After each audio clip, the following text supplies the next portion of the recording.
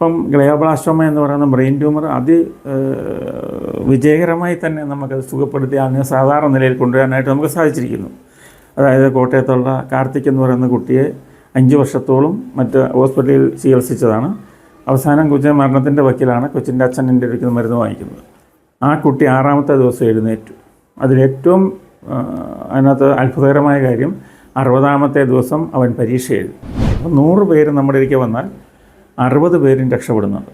രക്ഷപ്പെടാത്ത കൂടുതൽ കാരണങ്ങൾ ഒന്ന് ശരീരത്തുള്ള ഇൻറ്റേർണൽ ഓർഗൻസിനെയൊക്കെ ബാധിച്ചിരിക്കുന്ന ഇതനുസരിച്ച്. ഉദാഹരണം, ശ്വാസകോശം പൂർണ്ണമായി നഷ്ടപ്പെട്ട ഒരാളിന് പിന്നെ രക്ഷയില്ലല്ലോ.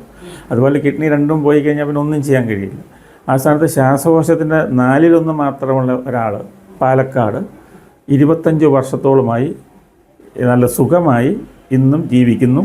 എൻ്റെ മരുന്ന് 25 വർഷമായിട്ടും ഒരു ചെറിയ രീതിയിൽ മരുന്ന് ഞാൻ കൊടുക്കും. കഫമോ മറ്റ് പ്രശ്നങ്ങളൊന്നും ഉണ്ടാകാതിരിക്കാൻ പനി ഉണ്ടായിരിക്കും കൊടുക്കും. 5 ബ്രെയിൻ ട്യൂമറും മറ്റുമൊക്കെ തലച്ചോറി വന്നിട്ട് ഉപേക്ഷിച്ച ആൾക്കുണ്ട്. ഇടുക്കിയിൽ വെച്ച് അത് അവളിപ്പോൾ പഠിക്കാൻ പോകുന്നുണ്ട്. ലണ്ടനിൽ ന്യൂസിലൻഡിൽ വെച്ച് ഇങ്ങനെ ബ്രെയിൻ ട്യൂമറായിട്ട് എല്ലാവരും ഉപേക്ഷിച്ചു. ആ കൊച്ചിനെ ഇന്നുവരെ കണ്ടിട്ടില്ല.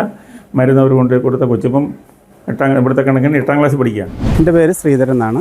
വരുന്നത് മലപ്പുറം ജില്ല നിലമ്പൂർ ചോക്കാട് സ്വദേശം.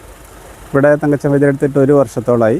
ഇതിൻ്റെ മുന്നേ ട്രീറ്റ്മെൻറ്റ് ചെയ്തത് MVR ക്യാൻസർ റിസർച്ച് സെൻ്ററിലാണ്. രക്തത്തിന് ക്യാൻസർ ബാധിച്ചിട്ട് പെർമനൻ്റായിട്ട് കൊളോസ്റ്റോമി ബാഗ് വെക്കണമെന്നും എന്ന് പറഞ്ഞ് ടെമ്പററി വെച്ചിരുന്നു. തിരിച്ച് വീണ്ടും ചെയ്ത് ഉള്ളിലേക്ക് തിരിച്ച് വെച്ചിട്ടുണ്ട്. ഇപ്പോൾ വീണ്ടും പ്രശ്നമായി. അപ്പോൾ അവർ പറഞ്ഞ് പെർമനൻ്റായിട്ട് വെക്കണം എന്ന് പറഞ്ഞിട്ടാണ് വന്നത്. അപ്പോൾ കോഴിക്കോട് മെഡിക്കൽ കോളേജിലും RCCയിലൊക്കെ പോയി എല്ലാവരും ഒരേ അഭിപ്രായമാണ്. ഇത് പെർമനൻറ്റ് വെച്ച് കഴിഞ്ഞാൽ നമുക്കറിയാമല്ലോ, സ്റ്റൊമ ബാഗ് വെച്ച് കഴിഞ്ഞാൽ അതിൻ്റെ ബുദ്ധിമുട്ടും കാര്യങ്ങളും എനിക്ക് അറിയുന്നതുകൊണ്ട് ഞാനത് റിഫ്യൂസ് ചെയ്ത് അങ്ങനെ വൈദ്യരെ കേട്ടറിഞ്ഞ് ഇവിടെ വന്നതാണ്. ഇപ്പോൾ 1 വർഷത്തോളമായി വൈദ്യരെ മരുന്ന് കഴിക്കുന്നു. എനിക്ക് വളരെ മാറ്റമുണ്ട്. അപ്പം ആ ട്യൂമർ ഒന്ന് റീക്കം ചെയ്യുന്ന റേഡിയേഷനും കീമോ ഒക്കെ കഴിഞ്ഞതാണ്. അത് അതേപോലെ നിൽക്കുന്നുണ്ട്. പക്ഷേ എനിക്ക് ചെയ്യുന്ന കാര്യത്തിൽ യാതൊരു ബുദ്ധിമുട്ടുമില്ല. അത്യാവശ്യം കാര്യങ്ങൾ ചെയ്യാൻ പറ്റുന്നുണ്ട്. കൃഷിപ്പണി ചെയ്യുന്നുണ്ട്. ഇപ്പോൾ അവിടെ നിന്ന് ഇങ്ങോട്ട് വണ്ടി ഞാൻ ഒറ്റയ്ക്കാണ് ഓടിച്ചു വന്നത്. എന്തായാലും തങ്കച്ച വൈദ്യരെടുത്ത് എത്തിയതൊരു വലിയ ഭാഗ്യമാണ്. കാരണം അയാളെ പഥ്യത്തിനനുസരിച്ച് നമുക്ക് നിൽക്കാൻ പറ്റുന്നുണ്ടെങ്കിൽ ഉറപ്പായിട്ടും എന്തായാലും ഇപ്പോൾ നമ്മളൊക്കെ ദിവസം മരിച്ചു പോകും. പിന്നെ ആ കാര്യത്തിൽ ഗ്യാരണ്ടി ഒന്നും ആയിരിക്കില്ല. പക്ഷേ എന്നാലും നമുക്ക് വേദന കൂടാതെ നമ്മളെ കാര്യങ്ങൾ അത്യാവശ്യം ചെയ്യാൻ പറ്റും. ഒരാളെ ബുദ്ധിമുട്ടിക്കാതെ ചെയ്യാൻ പറ്റുന്ന ഉത്തമ ഉദാഹരണമാണ്. പൈസ ഉണ്ട്, മരുന്നിന് അത്യാവശ്യം നല്ല പൈസയുണ്ട്. പക്ഷേ നമുക്കത് അയാൾ പറഞ്ഞ പോലെ ഉപയോഗിക്കാനും ആ പഥ്യത്തിന് നിൽക്കാൻ പറ്റുന്നുണ്ടെങ്കിൽ ഒരു പേടിയും പഠിക്കണ്ട. വൈദ്യരെക്കുറിച്ച് നമ്മളൊരു ഫ്രണ്ടാണ് പറഞ്ഞത് ഇങ്ങനെ. അപ്പോൾ ഞാനത് ചെയ്യണമെന്ന് പറഞ്ഞപ്പോൾ RCCയിൽ പോയപ്പോൾ അവരും പറഞ്ഞു ഇത് 1 പ്രാവശ്യം ചെയ്തുകൊണ്ട് ഇനി അത് ചെയ്യുമ്പം കട്ട് ചെയ്തിട്ട് യോജിപ്പിക്കാൻ സ്ഥലമില്ല. അപ്പോൾ അതിനെ റെക്ടം മലവശം കംപ്ലീറ്റ് എടുത്ത് കളഞ്ഞിട്ട് പുറത്തേക്ക് ബാഗ് വെക്കേണ്ടി വരും. അപ്പോൾ അത് എനിക്ക് ഞാൻ ചെയ്യുന്ന ജോലിക്കൊക്കെ ബുദ്ധിമുട്ടാണ് എനിക്ക് തോന്നിയപ്പം. അപ്പോൾ ഇതൊന്നൊന്ന് മാറി ചിന്തിച്ചാൽ അപ്പോൾ അങ്ങനെ അന്വേഷണത്തിലാണ് തങ്കച്ചൻ വൈദ്യർ അറിഞ്ഞ് വന്ന കാര്യങ്ങൾ പറഞ്ഞു എൻ്റെ മരുന്ന് നിങ്ങളൊരു 1.5 വർഷം കഴിക്കാമെങ്കിൽ നിങ്ങൾക്ക് പരിപൂർണ്ണമായിട്ട് ഇത് വെക്കാതെ നിങ്ങളെ കാര്യങ്ങൾ കൊണ്ടുപോകാമെന്ന് പറഞ്ഞു. ഇപ്പം ആകെയുള്ള പ്രശ്നം എന്ന് പറഞ്ഞാൽ നമുക്ക് ഈ ശോധനക്കുറവ് ഇങ്ങനെയുള്ള വിഷയങ്ങളാണല്ലോ ഈ മലയാശത്തിന് വന്നു കഴിഞ്ഞാൽ. അപ്പോൾ അങ്ങനത്തെ വിഷയങ്ങൾ മരുന്ന് കഴിക്കുന്നതുകൊണ്ട് ഹാപ്പിയാണ്, ഹെൽത്തിയാണ്, കാര്യങ്ങൾ മുന്നോട്ട് പോകുന്നുണ്ട്. വൈദ്യരെടുത്ത് എത്തിയതൊരു മഹാഭാഗ്യം. പാരമ്പര്യ ചികിത്സ എന്ന് പറഞ്ഞു കഴിഞ്ഞാൽ ഞാൻ പറഞ്ഞല്ലോ, ഇപ്പോൾ അന്നും ഇന്നും പാമ്പ് കടിച്ചാൽ നമ്മൾ കൊടുക്കുന്ന ഒരേ മരുന്നുകളാണ്. എന്നുവെച്ചാൽ മൂർഖൻ പാമ്പിന് അതെ, മണ്ടലിപ്പാമ്പിന് വേറെ, ആ പാമ്പിൻ്റെ ഐറ്റം തിരിച്ചുള്ള പല മരുന്നുകളുണ്ട്. അപ്പോൾ ആ മരുന്നുകൾ അതനുസരിച്ച് നമ്മൾ കൊടുക്കുമ്പോൾ ആൾ രക്ഷപ്പെട്ടു പോകുന്നു. അപ്പോൾ അതിൽ മാറ്റങ്ങളില്ല, മരുന്നിൽ മാറ്റം വന്നിട്ടില്ല. പിന്നെ നമ്മൾ മരുന്നിൻ്റെ കൂട്ടുകളിൽ വ്യത്യാസം വരും. എന്ന് വെച്ചാൽ നമ്മൾ ഒന്നുകൂടെ ഉദാഹരണത്തിന് ബാധം കൊണ്ട് അല്ലെങ്കിൽ ബ്രെയിനിൽ ട്യൂമർ വന്ന് തളർന്നു പോയ ഒരു മനുഷ്യനെ സംബന്ധിച്ചിടത്തോളം നമ്മൾ അതിൻ്റെ കഷായങ്ങൾ കൊടുക്കുന്നുണ്ടെങ്കിൽ അതിൻ്റെ കൂടെ ഈ ബ്രെയിൻ ട്യൂമർ മരുന്നുകൂടെ ഇപ്പോൾ കൊടുക്കുന്നുണ്ട്. ഇപ്പം ഗ്ലയോബ്ലാസ്റ്റോമ എന്ന് പറയുന്ന ബ്രെയിൻ ട്യൂമർ വിജയകരമായി തന്നെ നമുക്കത് സുഖപ്പെടുത്തി അങ്ങനെ സാധാരണ നിലയിൽ കൊണ്ടുവരാനായിട്ട് നമുക്ക് സാധിച്ചിരിക്കുന്നു. അതായത് കോട്ടയത്തുള്ള കാർത്തിക് എന്ന് പറയുന്ന കുട്ടിയെ 5 വർഷത്തോളം മറ്റ് ഹോസ്പിറ്റലിൽ ചികിത്സിച്ചതാണ്. അവസാനം കൊച്ചിൻ മരണത്തിൻ്റെ വക്കീലാണ് കൊച്ചിൻ്റെ അച്ഛൻ എൻ്റെ അടുത്ത് മരുന്ന് വാങ്ങിക്കുന്നത്. ആ കുട്ടി 6ാമത്തെ ദിവസം എഴുന്നേറ്റു. അതിലേറ്റവും അതിനകത്ത് അത്ഭുതകരമായ കാര്യം 60ാമത്തെ ദിവസം അവൻ പരീക്ഷ എഴുതി. അത് കഴിഞ്ഞപ്പോൾ 3-4 പരീക്ഷ കഴിഞ്ഞു. അവൻ നല്ല മിടുക്കനായിട്ട് ഏകദേശം 95% അവൻ ഡെവലപ്പ് ചെയ്ത് കഴിഞ്ഞു. അതുപോലെ ഗീത എന്ന് പറഞ്ഞ കരുനാഗപ്പള്ളിയിലുള്ള ഗീതയെ എല്ലാവരും ഉപേക്ഷിച്ചതാണ്. പക്ഷേ ബ്രെയിൻ ട്യൂമറൊക്കെ പോയി ഗീതയെ നല്ല മിടുക്കിയായിട്ട് വർഷങ്ങളായി ഒരു കുഴപ്പമില്ലാതെ മുന്നോട്ട് പോകുന്നു. അങ്ങനെ ഞാൻ ഇവിടുന്ന് മരുന്ന് മേടിച്ചിട്ട് വിദേശത്തും നമ്മുടെ സ്വദേശത്തും ധാരാളം ആളുകൾ കൊണ്ടുപോവുകയും അവർക്ക് ആ റിസൾട്ടുകൾ ഇങ്ങനെ വന്നുകൊണ്ടിരിക്കുന്നു. അപ്പോൾ 100 പേര് നമ്മുടെ ഇടയ്ക്ക് വന്നാൽ 60 പേരും രക്ഷപ്പെടുന്നുണ്ട്. രക്ഷപ്പെടാത്ത കൂടുതൽ കാരണങ്ങൾ ഒന്ന് ശരീരത്തുള്ള ഇൻറ്റേർണൽ ഓർഗൻസിനെയൊക്കെ ബാധിച്ചിരിക്കുന്ന ഇതനുസരിച്ച്. ഉദാഹരണം, ശ്വാസകോശം പൂർണ്ണമായി നഷ്ടപ്പെട്ട ഒരാളിന് പിന്നെ രക്ഷയില്ലല്ലോ. അതുപോലെ കിഡ്നി രണ്ടും പോയി കഴിഞ്ഞാൽ പിന്നെ ഒന്നും ചെയ്യാൻ കഴിയില്ല. ആ സ്ഥാനത്ത് ശ്വാസകോശത്തിൻ്റെ 1/4 മാത്രമുള്ള ഒരാൾ പാലക്കാട് 25 വർഷത്തോളമായി നല്ല സുഖമായി ഇന്നും ജീവിക്കുന്നു. എൻ്റെ മരുന്ന് 25 വർഷമായിട്ടും ഒരു ചെറിയ രീതിയിൽ മരുന്ന് ഞാൻ കൊടുക്കും. കഫമോ മറ്റ് പ്രശ്നങ്ങളൊന്നും ഉണ്ടാകാതിരിക്കാൻ പനി ഉണ്ടായിരിക്കും കൊടുക്കും. ഇടയ്ക്ക് എന്തെങ്കിലും പനിയോ കാര്യങ്ങളോ ഇതിനപ്പുറത്ത് വന്നാൽ അവർ ആ ഹോസ്പിറ്റലിൽ പോയി അപ്പം അവിടെയുള്ള ഡോക്ടർ നല്ല രീതിയിൽ സഹകരിക്കും. കാരണം നമ്മുടെ ഇമ്മ്യൂണെ സപ്പോർട്ട് ചെയ്യും. പിന്നെ ബ്രെയിൻ ട്യൂമറായിട്ട് 5 ബ്രെയിൻ ട്യൂമറും മറ്റുമൊക്കെ തലച്ചോറി വന്നിട്ട് ഉപേക്ഷിച്ച ആളൊക്കെ ഉണ്ട്. ഇടുക്കിയിൽ വെച്ച് അത് അവളിപ്പോൾ പഠിക്കാൻ പോകുന്നുണ്ട്. ലണ്ടനിൽ ന്യൂസിലൻഡിൽ വെച്ച് ഇങ്ങനെ ബ്രെയിൻ ട്യൂമറായിട്ട് എല്ലാവരും ഉപേക്ഷിച്ചു. ആ കൊച്ചിനെ ഇന്നുവരെ കണ്ടിട്ടില്ല. മരുന്ന് അവർ കൊണ്ട് കൊടുത്ത കൊച്ചിപ്പം ഇവിടുത്തെ കണക്കിന് 8ാം ക്ലാസ്സിൽ പഠിക്കുകയാണ്. അപ്പോൾ അവൾക്ക് യാതൊരു കുഴപ്പമില്ല. അങ്ങനെ ഒരുപാട് ആളുകൾ കൃത്യസമയത്ത് പിന്നെ കർശനമായ ആഹാര നിയന്ത്രണമാണ്. നമ്മുടെ ഇവിടെ ആണെങ്കിലും പുറത്താണെങ്കിലും ആഹാരത്തിൽ ഒരു വിട്ടുവീഴ്ചയും ഇല്ല. നമ്മൾ പ്രിൻ്റ് കൊടുക്കും, അതേപോലെ തന്നെ കഴിക്കണം. വെയിൽ കൊള്ളണം, അവർ നല്ല ശുദ്ധമായ വെള്ളം കുടിക്കണം, പച്ചവെള്ളം കുടിക്കണം, അല്ലെങ്കിൽ തിളപ്പിച്ചാറിയ വെള്ളം കുടിക്കണം. അങ്ങനെയൊക്കെയുള്ള കാര്യങ്ങളാണ് കൂടുതലായിട്ട് നമ്മൾ കൊടുക്കുന്നത്. പിന്നെ ആഹാരത്തിൽ അവർ ഏത് രാജ്യത്താണോ താമസിക്കുന്നത് അവിടുത്തെ അനുസരിച്ച് നമുക്ക് ഒരേപോലെ പറഞ്ഞു കൊടുക്കാൻ പറ്റിയല്ല. എങ്കിലും നമ്മുടെ ഇവിടുത്തെ സാഹചര്യം അനുസരിച്ച് പറഞ്ഞു കൊടുക്കും. അവിടുത്തെ അനുസരിച്ച് അവർ അത് കൈകാര്യം ചെയ്യും. എന്നുവെച്ചാൽ നല്ല ആഹാര രീതി, വിഷമില്ലാത്ത ഭക്ഷണം കഴിക്കുക, അതാണ് നമ്മുടെ ജീവൻ പിടിച്ചു നിർത്താൻ എത്തുന്നത്. പിന്നെ മനസ്സാണ് നമ്മുടെ യജമാനൻ. നമ്മുടെ ശരീരത്തിൻ്റെ യജമാനൻ എന്ന് പറയുന്ന മനസ്സാണ്. ഭയപ്പെടാതിരിക്കുക, നമ്മൾ ചികിത്സ നല്ല രീതിയിൽ ചെയ്യുക. ആ നല്ല ചികിത്സയും നല്ല ഭക്ഷണവും നന്നായി വെള്ളം കുടിക്കുകയും അങ്ങനെയൊക്കെ ചെയ്ത് കഴിയുമ്പോൾ അത് സുഖപ്പെടും. ആയുർവേദം മോശമായതുകൊണ്ടല്ല. ആയുർവേദം ലോകത്തിലെ ഏറ്റവും വലിയ വൈദ്യമാണ്. കോടാനുകോടി വർഷം മനുഷ്യനും എന്ന് ഉത്ഭവിച്ചോ അന്ന് മുതൽ മനുഷ്യൻ ഉപയോഗിക്കുന്ന ഔഷധമാണ് ആയുർവേദം. പിന്നെ അത് ശാസ്ത്രീയമല്ല എന്ന് പറയുന്നതും തെറ്റാണ്. ആയുർവേദം ഉപയോഗിക്കുന്ന ശാസ്ത്രീയം. ഇത്ര ഗ്രാം മരുന്ന് ഇന്നയാളിന്, ഇത്ര പ്രായമുള്ള ആളിന് ഇന്ന അളവ്, കൊച്ചു കുട്ടികൾക്കുള്ള അളവ്, അതങ്ങനെ എല്ലാം വേർതിരിച്ച് കൃത്യമായ അളവിൽ യോജിപ്പിച്ചാണ് കൊടുക്കുന്നത്. ഇപ്പം നമുക്കുള്ള ഗുണം എന്ന് വെച്ചാൽ ഏതൊരു ചെടിയിലും ഉള്ള അതിൻ്റെ കണ്ടെയ്ൻസ്, അതിനകത്തുള്ള വസ്തുക്കൾ അല്ലെങ്കിൽ ഏതാണോ മനുഷ്യശരീരത്തിന് ആവശ്യമുള്ളത് തിരിച്ചറിയാൻ പറ്റും. പണ്ട് കഷായങ്ങളൊക്കെ കൊടുത്തുകൊണ്ടിരിക്കുമ്പോൾ കൂടുതൽ മരുന്നിടുമായിരുന്നു. ഇന്ന് ചിലപ്പം ഒരേ മൂലകങ്ങളുള്ള 10 മരുന്ന് ചിലപ്പോൾ ഒന്ന് ചേർന്ന് വരും. പക്ഷേ ഇന്നൊരു ഒരു മരുന്ന് മതി. അപ്പോൾ ശാസ്ത്രീയമായ നേട്ടമാണത്. ഇന്ന മരുന്നിൽ ഇന്ന കണ്ടെയ്നൻസുകളുണ്ട്, അതനുസരിച്ച് മാത്രം നമുക്ക് ചേർത്താൽ മതി. അപ്പോൾ അങ്ങനെയാണ് നമ്മൾ തരംതിരിച്ച് കൂടുതൽ പണ്ട് നമ്മൾ കൊടുത്തതിനേക്കാൾ കൂടുതൽ ഉപകാരപ്രദമായിട്ടും കൂടുതൽ എളുപ്പമായിട്ടും ആളുകൾക്ക് ഉപയോഗിക്കാവുന്ന രീതിയിലാണ് നമ്മളത് കൊടുക്കുന്നത്. പിന്നെ ക്ഷമയോടെ കഴിക്കണം. കൂടുതൽ ഉള്ള ആളിന് അരമണിക്കൂറോടെ മരുന്ന് കഴിക്കേണ്ടി വരും. അങ്ങനെ കൊടുത്തുകൊണ്ട് പിന്നെ പറഞ്ഞ കോട്ടയത്ത് ഞാൻ പറഞ്ഞ കാർത്തിക്കിന് അവൻ്റെ അച്ഛന് ഞാൻ അരമണിക്കൂറോട്ട് മരുന്ന് കൊടുക്കാൻ മതി. രാത്രിയെന്നോ പകലെന്നോ തിരിച്ചു പറയാഞ്ഞതുകൊണ്ട് പുള്ളി രാത്രിയും പകലും അരമണിക്കൂറോട്ട് കൊച്ചിന് മരുന്ന് കൊടുത്തു. അവിടെയാണ് മാറ്റം. കണ്ണിൻ്റെ കാഴ്ച വരെ പോയ ആൾക്കാർ അങ്ങനെയാണ് രക്ഷപ്പെട്ടു വരുന്നത്. അപ്പം ഈ ക്യാൻസർ എന്ന് പറഞ്ഞാൽ നമ്മുടെ അനുഭവത്തിൽ സുഖപ്പെട്ട് സാധാരണ നിലയിലേക്ക് തിരിച്ചു വരുന്ന രോഗമാണ് ക്യാൻസർ. ക്യാൻസർ എന്ന് കേൾക്കുമ്പോൾ തന്നെ ആളുകൾ വിചാരിക്കുന്നത് ഇത് തീർന്നു, ഇനി ഒന്നുമില്ല എന്ന്. ഒരിക്കലുമല്ല. നമ്മൾ പഥ്യം നോക്കി നല്ല മനസ്സിൻ്റെ ധൈര്യത്തോടു കൂടി നമ്മൾ കറക്റ്റായിട്ട് ഭക്ഷണം കഴിക്കുക.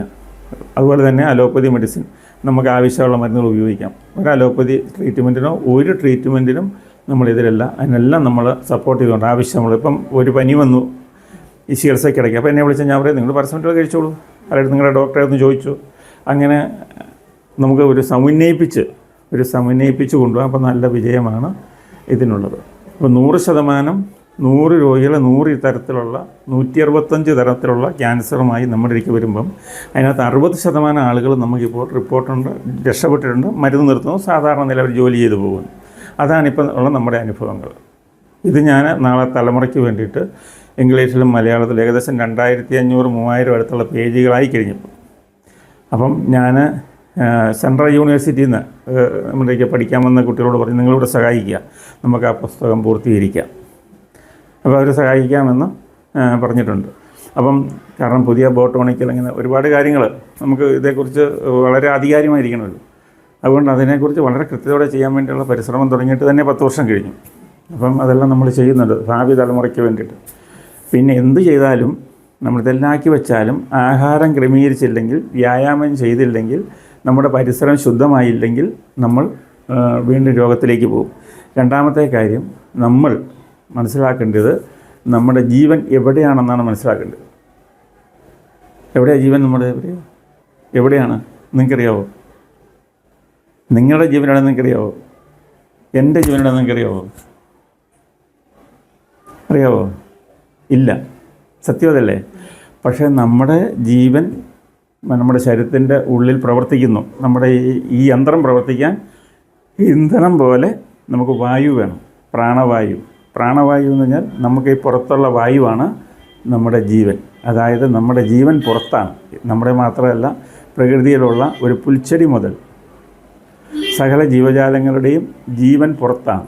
ഓരോ നിമിഷവും നമ്മളെടുക്കുന്ന വായുവാണ് നമ്മുടെ ജീവൻ, അല്ലേ? അത് ശുദ്ധമായിരിക്കണം. അത് മലിനമാണെങ്കിൽ, ഭൂമി മലിനമാണെങ്കിൽ, പ്രകൃതി മലിനമായാൽ, നമ്മുടെ പരിസരം മലിനമായാൽ വിഷവായുക്കൾ എല്ലാ രീതിയിലും വരാമല്ലോ. അപ്പം അങ്ങനെയുള്ള കെമിക്കലുകളൊക്കെ ശ്വസിച്ചാൽ നമ്മൾ മരിച്ചു പോകുന്നില്ലേ? അപ്പോൾ നമ്മുടെ ജീവൻ എവിടെയാണ്? അപ്പോൾ വായുവിലാണ്. അപ്പോൾ നമ്മുടെ പ്രാണൻ പുറത്താണ്, നമ്മുടെ ജീവൻ ശരീരത്തിന് പുറത്താണ്. നമ്മൾ അനുനിമിഷം ശ്വസിക്കുന്നു. 3 മിനിറ്റ് ശ്വസിക്കാതിരുന്നാൽ നമ്മൾ മരിക്കുന്നു. അപ്പോൾ പ്രകൃതിയിൽ നമ്മുടെ ജീവൻ കൊണ്ട് നിറച്ചു വച്ചിരിക്കുകയാണ് ഈശ്വരൻ. അതിൽ നമ്മൾ ശുദ്ധവായു എടുക്കുക. അപ്പം നല്ല ആരോഗ്യത്തോടെ നമുക്ക് മുന്നോട്ട് പോകാം. വായു മോശമാണെങ്കിൽ ആഹാരമല്ല ഒന്നാമത് നമ്മുടെ സ്ഥാനം. വായുവിനാണ്, ജലമാണ്, ആഹാരമാണ്, പിന്നെ നമ്മുടെ വസ്ത്രമാണ്. പിന്നെ ക്യാൻസർ കൂടുതൽ വരാൻ കാരണം നമ്മുടെ മുഖത്തും ശരീരത്തും നമുക്ക് പ്രകൃതിയാലുള്ള സൗന്ദര്യമല്ലാതെ മറ്റ് സൗന്ദര്യത്തിന് വേണ്ടി ഒരു കെമിക്കലും ഉപയോഗിക്കരുത്. അങ്ങനെ ഉപയോഗിച്ചവരെല്ലാം ക്യാൻസറായിട്ടാണ് വരുന്നത്. വായിലെ ക്യാൻസറായിട്ട് വെള്ളം പോലും കുടിക്കാൻ മേലാതെ വരുന്നത്. എല്ലാവരും ഞാൻ പറയുന്നില്ല, ഒത്തിരി നല്ല ഇതുണ്ടാകും, പക്ഷേ അതിനകത്ത് മോശമുണ്ട്. അപ്പോൾ നോക്കി വാങ്ങി ഉപയോഗിക്കുക. എല്ലാ സാധനവും, ഭക്ഷണം വരെയും നോക്കി സെലക്ട് ചെയ്ത് വേണം വാങ്ങാൻ. വസ്ത്രം നമ്മൾ എത്ര മനോഹരമായി എത്ര മണിക്കൂറുകൾ വേണമെങ്കിലും നമ്മുടെ ആഭരണവും വസ്ത്രത്തിനും വേണ്ടി നമ്മൾ ചിലവഴിക്കും, സെലക്ട് ചെയ്യാൻ വേണ്ടി. പക്ഷേ നമ്മുടെ ജീവൻ്റെ വിഷയമായ നമ്മുടെ ഭക്ഷണത്തിന് വേണ്ടി ഒരു സെലക്ഷനുമില്ല, കിട്ടുന്നതെല്ലാം കഴിക്കും. ഇത് നല്ലതാണോ എന്ന് നമ്മൾ അന്വേഷിക്കുകയില്ല. അപ്പോൾ നമ്മൾ നല്ല ഭക്ഷണം അന്വേഷിച്ച് നല്ലതായി കണ്ടെത്തി അത് നല്ലതായി ഉപയോഗിക്കുകയാണെങ്കിൽ നമുക്ക് ഒരു 90% ഈശ്വരൻ നിശ്ചയിച്ച ആയുസ് വരെ മുന്നോട്ട് പോകാൻ കഴിയും. ഞങ്ങൾ എറണാകുളം ജില്ലയിൽ നിന്നാണ് വന്നത്. എറണാകുളം ജില്ല കോതമംഗലം നിന്നാണ് വന്നത്. യൂട്യൂബിൽ കണ്ട് അങ്ങനെ ഇവിടെ ചികിത്സ ഉണ്ടെന്ന് പറഞ്ഞ് കിഡ്നി കംപ്ലൈൻ്റ് ആയിട്ട് ഞാൻ ഇവിടെ വന്നതാണ്. ആദ്യമായിട്ട് ആണെന്ന് വന്നത്. അപ്പോൾ മരുന്നൊക്കെ തന്നു. ഇനി അത് കഴിച്ചിട്ട് എന്താണെന്ന് നോക്കണം. ഛർദി ഇങ്ങനെ ഭക്ഷണം കഴിക്കാൻ പറ്റാത്ത സ്ഥിതിയിൽ കണ്ണിനും മുഖത്തും എല്ലാം മഞ്ഞ വന്നിട്ടേനെ കാണിക്കാൻ പോയി. സ്കാനിങ് എല്ലാം ചെയ്തേരെ ഇവരുടെ താഴെ ഒരു തടിപ്പുണ്ടെന്ന് പറഞ്ഞ് മലബാറിലേക്ക് കാണിക്കാൻ പോകാൻ പറഞ്ഞു. മലബാറിന് പറഞ്ഞ് ഇത് ക്യാൻസറിൻ്റെ ചെറിയൊരു തുടക്കമാണ്, അത് പിന്നെ ഓപ്പറേഷൻ ചെയ്തിട്ട് നിൽക്കണമെന്ന്. അങ്ങനെ ഇവിടെ വരുന്നത്. അത് ചെയ്യേണ്ട ആരോഗ്യസ്ഥിതി മോശമായതുകൊണ്ട് ഇവിടെ വന്നത്. ഇപ്പം 4-ാമത്തെ മാസമായത്. 3 മാസം മരുന്നെടുത്ത് ഇപ്പം കുറച്ച് കുറവുണ്ട്. ഇത് ഇവരെ ഭർത്താവിൻ്റെ അനുജൻ്റെ ഒരു ഇത് ടാക്സി ഡ്രൈവറാണ്. ഇവിടെ അച്ഛന് അസുഖം മാറിയെന്ന് പറഞ്ഞുകൊണ്ട് ഇങ്ങനെ വന്നു. ഞാൻ 2 വർഷമായിട്ട് ഇവിടെ പരിചയമുണ്ട്. ഇതിന് ഇദ്ദേഹത്തെക്കുറിച്ച് അറിയാൻ കാരണം ഞാൻ ഉമ്മൻചാണ്ടി മുഖ്യമന്ത്രി അദ്ദേഹത്തിൻ്റെ ഒരു ചികിത്സ ഈ വൈദ്യർ നടത്തിയിരുന്നു, തങ്കച്ചൻ വൈദ്യർ. അങ്ങനെയാണ് അതിനെക്കുറിച്ച് അറിവ് കിട്ടിയത്. പിന്നെ ഞങ്ങൾ ഏതാണ്ട് ഇതിനടുത്തുള്ള ആളാണ്. അങ്ങനെയാണ് ഇവിടെ വന്നത്. എനിക്ക് വയറിൻ്റെയും ഗ്യാസിൻ്റെ ഒക്കെ കുറച്ച് അസുഖങ്ങളുണ്ടായിരുന്നത്. അത് ഇവിടെ വന്നപ്പോൾ പൂർണ്ണമായിട്ട് മാറിയിട്ടുണ്ട്. ഞങ്ങൾ പാലക്കാട് നമ്മുടെ ഒരു കൂട്ടുകാരൻ, എൻ്റെ അച്ഛന് സുഖമില്ലാണ്ട് തങ്കച്ചൻ വൈദ്യരിനെ കണ്ടപ്പോൾ അസുഖം പൂർണ്ണമായി മാറിയെന്ന് അറിഞ്ഞിട്ട് പാലക്കാട്ടിൽ നിന്ന് ഇങ്ങോട്ട് വന്നതാണ്. മൂപ്പര് ഡോക്ടറിൻ്റെ സംസാരം കേൾക്കുമ്പോൾ ഒരു 100% മാറിയതായിട്ടൊരു കോൺഫിഡൻറ്റ് വരുന്നുണ്ട്. ഞങ്ങൾക്ക് 1 മാസത്തേക്ക് മരുന്ന് തന്നിട്ടുണ്ട്. അത് കഴിച്ച് നോക്കി ശേഷം ഞങ്ങൾ വീണ്ടും ഇങ്ങോട്ട് തന്നെ വരുന്നത്. സാറിനെ ബന്ധപ്പെട്ട് കഴിഞ്ഞാൽ മരുന്ന് കൊറിയർ ചെയ്ത് തരാമെന്ന് പറയുന്നുണ്ട്. ഒരു ആത്മവിശ്വാസം കാണുമ്പോൾ തന്നെ നമുക്ക് തോന്നുന്നുണ്ട്. അതുകൊണ്ടാണ് ആയുർവേദ ചികിത്സ തങ്കച്ചൻ വൈദ്യരിനെ കാണാൻ വന്നത്. സമുദ്ര ആയുർവേദ ഗവേഷണ കേന്ദ്രത്തിൽ കഴിഞ്ഞ 16-17 വർഷത്തോളമായി ശ്രീ തങ്കച്ചൻ വൈദ്യർ സേവനം തുടങ്ങിയിട്ട്. നാളിത്രയുമുള്ള കാലത്തിൽ അദ്ദേഹത്തിൻ്റെ ചികിത്സാ രീതിയെക്കുറിച്ച് പറയുമ്പോൾ ശരിക്കും പ്രകൃതിദത്തമായ മരുന്നുകൾക്ക് ഏത് മാറാരോഗത്തിനും ഫലം ഉണ്ടാവുമെന്നുള്ള ഒരു കാഴ്ചപ്പാടിൻ്റെ അടിസ്ഥാനത്തിലാണ് അദ്ദേഹം പ്രധാനമായും ചികിത്സിച്ചുകൊണ്ടിരിക്കുന്നത്. ഇപ്പോൾ ക്യാൻസർ ആണ് നമ്മുടെ സമൂഹത്തെ കാർന്നു നിന്നുന്ന ഒരു രോഗം. ക്യാൻസറിൽ എല്ലാ ഭാഗത്തുനിന്നും അടക്കിയ എല്ലാ രീതിയിലും മറ്റ് ചികിത്സകളില്ല. പാലിയേറ്റീവ് കേന്ദ്രങ്ങളിലേക്ക് വിട്ട ആളുകളാണ് ക്യാൻസർ രംഗത്ത് ഇവിടെ എത്തിപ്പെടുന്നത്. 99% അങ്ങനെ തന്നെയാണ്. അപൂർവം അല്ലാത്ത ആളുകളും വരുന്നുണ്ടെന്നേ ഉള്ളൂ. അങ്ങനെയുള്ള ആളുകളിൽ തന്നെ 80-90% ആളുകൾ രക്ഷപ്പെടുന്നു എന്നുള്ളതാണ്.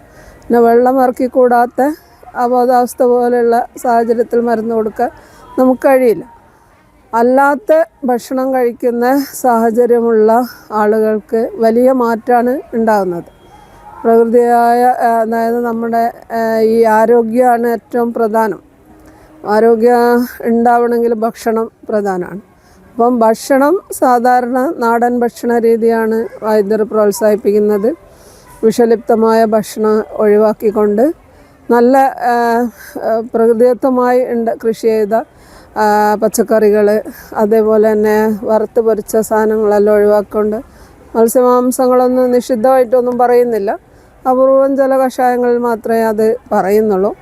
അല്ലാതെ തന്നെ നമ്മളെ നാടൻ രീതിയിലുള്ള പണ്ട് കാലത്ത് ഉപയോഗിച്ച രീതിയിലുള്ള ഭക്ഷണ ശൈലിയിലേക്കാണ് തിരികെ രോഗികളെ കൊണ്ടുപോകുന്നത്. അപ്പോൾ അത്തരം ഭക്ഷണങ്ങൾ സ്വീകരിക്കുമ്പം തന്നെ അവരുടെ ശരീരം ഈ മരുന്ന് സ്വീകരിക്കാനുള്ള ഒരു പ്രാപ്തിയിലേക്ക്, അതായത് ഒരു ഇമ്മ്യൂണിറ്റി പവർ അവർക്ക് ലഭിക്കും. അതിൻ്റെ ഭാഗമായി കണ്ട് 2-3 കോഴ്സ് കഴിയുമ്പോഴേക്ക് അവരുടെ ആരോഗ്യം ഒന്ന് മെച്ചപ്പെടുന്നു. അങ്ങനെ മെച്ചപ്പെടുന്ന ആളുകൾ ചിലപ്പോൾ 6 മാസമോ 1 വർഷമോ തുടരേണ്ടി വരും. പിന്നെ അളവ് കുറച്ച് കൊണ്ടുവന്നിട്ടാണ് വൈദ്യർ മരുന്ന് അത് സ്റ്റോപ്പ് ചെയ്യുന്നുള്ളൂ. അതായത് എന്നാൽ പോലും പഥ്യം തുടരണമെന്നാണ് വൈദ്യർ എപ്പോഴും പറയാറുള്ളത്. നമ്മുടെ രോഗങ്ങൾക്കെല്ലാം കാരണം നമ്മൾ കഴിക്കുന്ന ഭക്ഷണമാണ്. അടിസ്ഥാനപരമായി ഭക്ഷണം ശുദ്ധിയായാൽ എല്ലാ കാര്യങ്ങളും ശരിയാവും എന്നുള്ളതാണ് നമ്മുടെ പ്രമാണം തന്നെ. അപ്പോൾ അത്തരം ഒരു സാഹചര്യത്തിലേക്ക് ജനങ്ങളെ നയിക്കുകയും അവർക്കുള്ള അവയർനെസ് കൊടുക്കുകയും കൂടി വൈദ്യർ ചെയ്യുന്നുണ്ട്. തങ്കച്ചൻ വൈദ്യർ എല്ലാ ബുധനാഴ്ചയാണ് ഇവിടെ ഉണ്ടാവുന്നത്. ബുധനാഴ്ചയാണ് അദ്ദേഹത്തിൻ്റെ ക്യാമ്പ്. ക്യാൻസർ കൂടാതെ കിഡ്നി സംബന്ധമായ രോഗങ്ങൾ, മറ്റു നമ്മുടെ ജീവിതശൈലി രോഗങ്ങൾ, ഇതൊക്കെ വൈദ്യർ ട്രീറ്റ്മെൻറ്റ് ഒരു ജനറലായിട്ടാണ് അദ്ദേഹത്തിൻ്റെ ചികിത്സ ഉള്ളത്. പക്ഷേ ഇപ്പം കൂടുതൽ ആളുകൾ ക്യാൻസർ രംഗത്ത് വേറെ മാർഗമില്ല എന്നുള്ള ഒരവസരത്തിലാണ് ഇവിടെ എത്തുന്നത്. അപ്പോൾ ആ ഒരു വൈദ്യരുടെ ഈ ചികിത്സ അത് ഒരുപാട് ആളുകൾക്ക് ഗുണം ചെയ്തിട്ടുണ്ട്. അതിൻ്റെ അനുഭവ സാക്ഷ്യങ്ങൾ വളരെയുണ്ട്.